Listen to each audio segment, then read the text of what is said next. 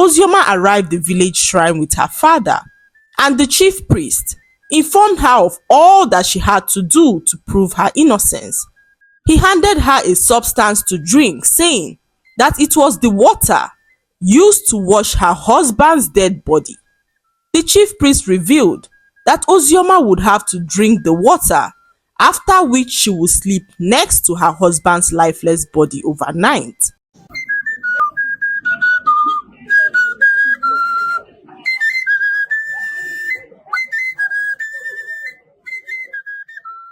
Once upon a time, there lived a woman named Ozioma. Ozioma was the wife of the popular businessman in the village.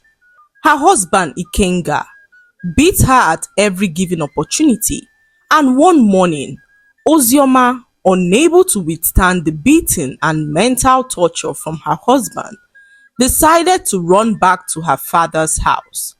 Her father, Chief Udenze, was shocked to see his daughter in his home. He questioned her to know why she left her husband's house, and Ozioma narrated to him all her struggles and sufferings in the hands of her wicked husband. Chief Udenze, without mincing words, sent his daughter back to her husband's house, saying that no daughter of his would drag his name in the mud. In their village, people frowned upon broken marriages, especially when a woman opts out of a marriage voluntarily. The villagers always concluded that the woman lacked home training and was not properly raised by her parents. Ozioma, on seeing her father's reaction, returned back to her husband's house to meet her angry husband, who beat her up to a stupor.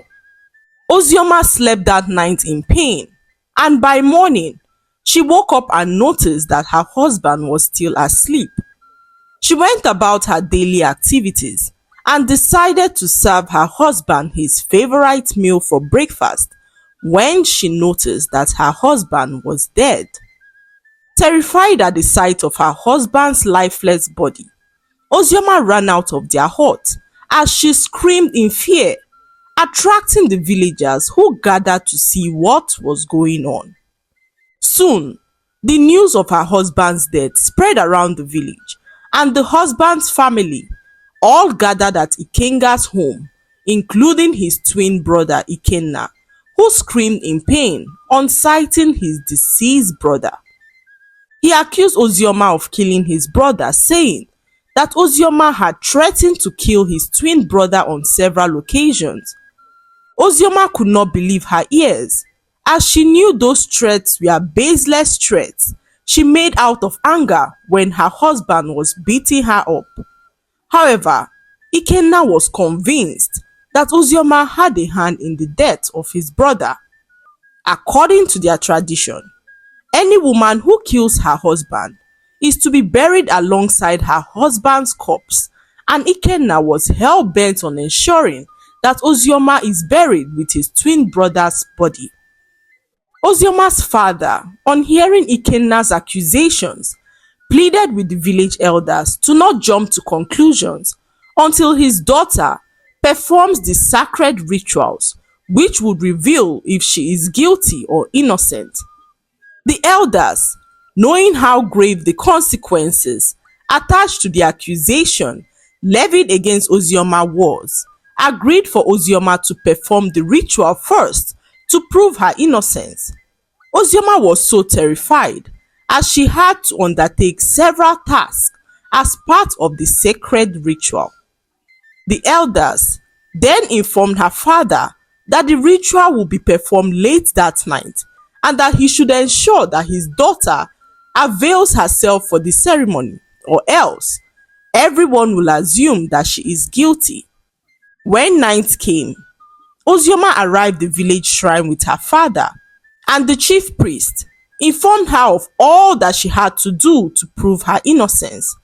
He handed her a substance to drink, saying that it was the water used to wash her husband's dead body.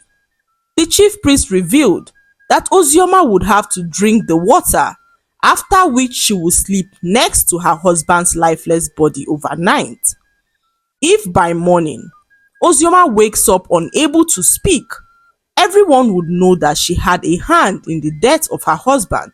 But if she's able to speak, then she will be absolved of all the allegations levied against her. Ozioma, on seeing that this was the only way to prove her innocence, drank the substance and slept next to her husband's lifeless body overnight. This was the most terrifying thing that Ozioma has had to do in her entire life. However, she endured the night, and as morning approached, Ozioma woke up and found herself next to her husband's corpse, and some villagers, including Ikenna, her late husband's twin brother, gathered around her, anxious to hear her speak. To her greatest surprise, Ozioma made no sound. The villagers began to murmur between themselves as they could not believe that Ozioma had a hand in the death of her husband. The elders then announced that Ozioma would be buried alongside her husband Ikenga for the crime that she had committed. Ozioma, on hearing this, began to weep as she could not speak. She did all she could to speak, but her mouth was sealed shut. Ozioma then grabbed a stick and made an inscription on the sand which said, "I am innocent, do not kill me."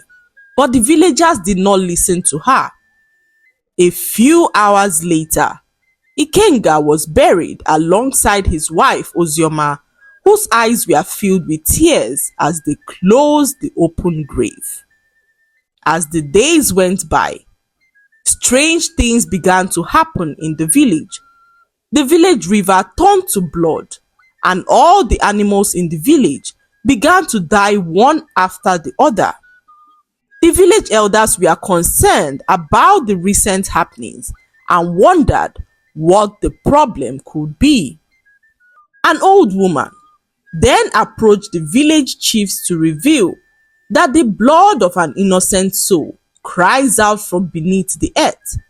She told them that a great abomination had been committed and the soul of the wrongly accused is on a rampage to kill everyone responsible for her death. As the old woman was speaking, some villagers ran to the village chiefs to reveal that they heard a loud cry coming from the grave where Ozioma and her husband were buried.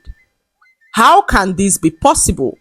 The elders murmured as the old woman interrupted them, saying that this was just the beginning, as the spirit of the innocent woman sought justice for what the villagers did to her and would stop at nothing to achieve her revenge. The village, now gripped with fear, realized that they had unleashed a vengeful spirit upon themselves. Ozioma's ghost, angered by the injustice done to her, began haunting those who played a part in her tragic death. A few days later, the villagers found the chief priest of their village dead in his shrine. Ozioma's spirit was relentless in his pursuit for justice. The chief priest and his co-conspirators manipulated the ritual for their selfish reasons, and Ozioma was hell-bent on revealing this to the villagers. One night, Ozioma's spirit appeared to the old woman in a dream, revealing all that happened to her. She told the woman to relay her message to the elders, saying that her spirit would only rest when all the perpetrators of her death are brought to justice. The old woman then woke up from the dream, knowing that she had a huge role to play in saving her village from the wrath that they had brought upon themselves. The next morning, the old woman approached the elders, informing them of her encounter with Ozioma's spirit. The old woman then revealed to them that Ikenna was responsible for all that had happened, and that the elders should send for Ikenna immediately. When Ikenna arrived and heard what the old woman said, he denied all the allegations, saying that he was innocent. As he was speaking, a strong force, held his throat and began to strangle him. It was the angry spirit of Ozioma who had come to take her revenge. Ikenna, terrified at what was happening, began to plead with the spirit for mercy, saying that he was going to confess all he did. The spirit let go of him as he fearfully told the elders how he killed his own twin brother because of how envious he was of him for marrying the woman that he loved the most.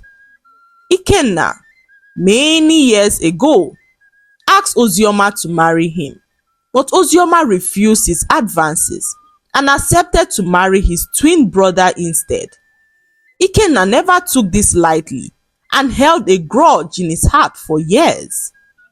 He visited his close friend, the chief priest of the village, to put enmity and hatred between his brother and his wife, and from that day, his brother Ikenga began to beat up his wife and treated her unfairly. This went on for years, till his friend the chief priest informed him that the charm they did had begun to wear off. The chief priest then told Ikenna that once the charm wears off, his brother and his wife Ozioma would begin to live in peace and love each other so much as the love which had been deprived of them would all return at once, making their bond unbreakable. Ikenna, on hearing this, was filled with envy and anger, so he visited his brother on the day that his wife ran off to her father's house. He brought him a drink, which he told his brother would enable him sleep well, as his brother complained of not being able to sleep because of all the issues he had been having with his wife.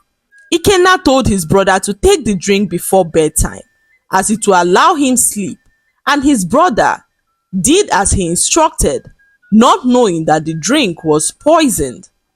Ikenna then connived with his friend the chief priest to manipulate the ritual that found Ozioma guilty despite the fact that she was innocent. Everyone opened their mouths in shock as they could not believe the hatred Ikenna had for his own twin brother, whom he once shared a womb. Ikenna, knowing he had no escape from the wrath of both the living and the dead, jumped into a nearby ditch to his death. Everyone watched in terror as they froze in shock at the tragic death of Ikenna. Ozioma's spirit, now having avenged her wrongful death, rested peacefully as the village river returned back to normal and the plague upon their village dissipated. The villagers, now humbled and remorseful, held a ceremony to honor the memory of Ozioma and her husband Ikenga.